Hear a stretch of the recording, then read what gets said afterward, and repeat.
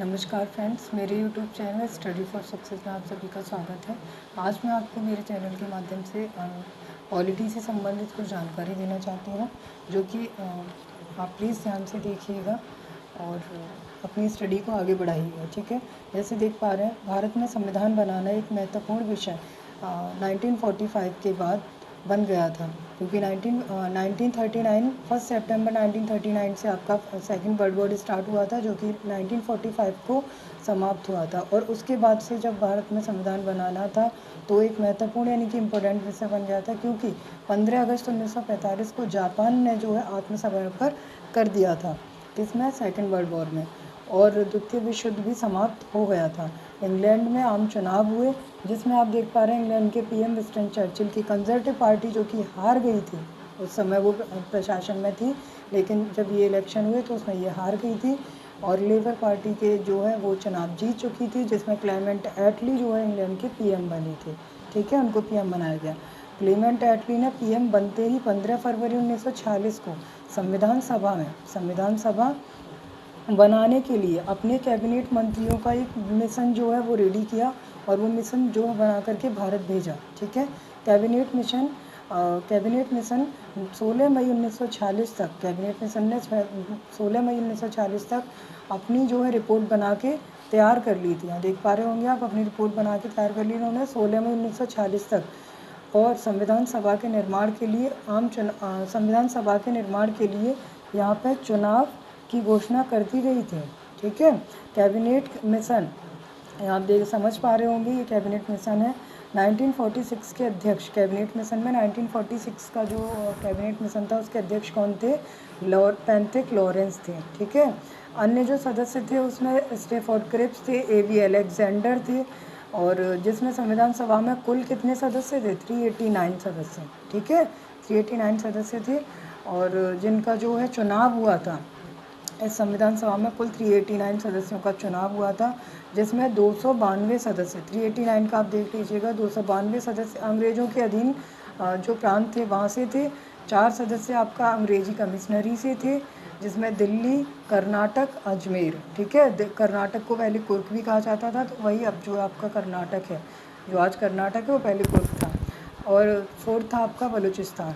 Okay, next आपका यहाँ पे 93 जो सदस्य थे, 93 सदस्य थे आपके देसी रियासतों से, जैसे जो आपके राजा महाराजा थे उनको कह सकते हैं आप।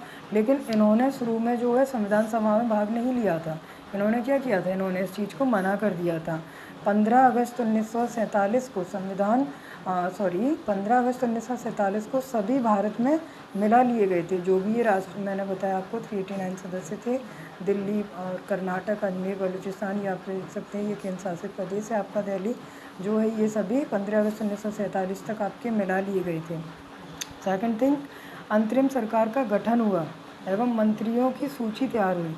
ठीक है, उन मंत्रियों की सूची में कौन सा पद किसको दिया गया, कौन सा डिपार्टमेंट किसको अलॉट किया गया, यहाँ मैं आपको बता देती हूँ, ध्यान दीजिएगा आप लोग।